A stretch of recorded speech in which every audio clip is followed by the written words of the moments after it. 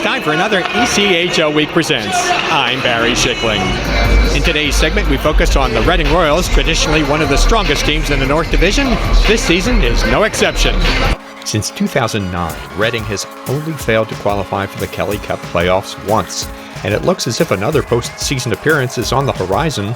Especially impressive about the Royals this season, the team has used 23 rookies, 12 of whom are on the team right now. First-year head coach James Henry. Max Newton's had a great season. We had expectations for him to contribute offensively, but for the first month of the season, I think probably a guy that exceeded expectations and has continued to. So Max is definitely a guy that we lean on in all situations. And Garrett McFadden, great leader for our group and a great professional.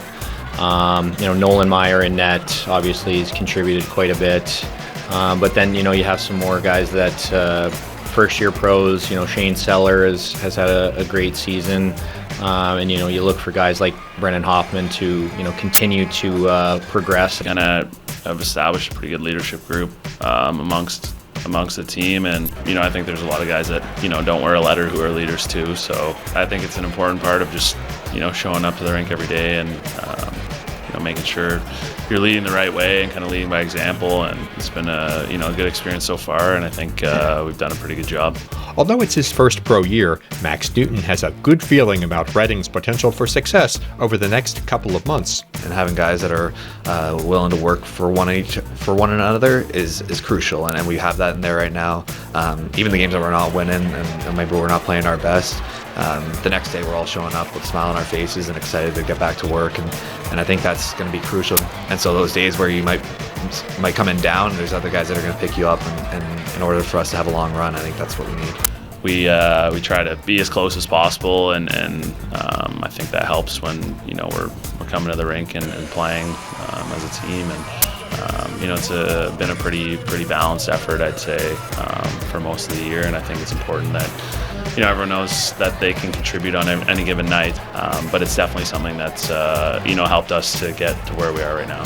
With a month left in the season, the Royals know they still have work to be done, both in qualifying for the playoffs and making some noise once they get there. Yeah, I think you got to be wary of everything that you're doing day in, day out. I think a lot of guys I've learned from this year have shown me that you have to take care of your body from day one, and it's not something you can let slip, or else you're going to feel that, especially with the amount of that many more games that we're playing and that much more hockey that we're playing. It's definitely something you have to be aware of, and finding that what works for me is going to be key, and then taking that into playoffs and making sure that stays consistent. You have to find a way to make sure your group is prepared to play. So there's always going to be small changes that weren't exactly in the plans to begin with, but at this level you're going to have to adapt to every single situation and find a way to win hockey games, and we're going through that stretch right now.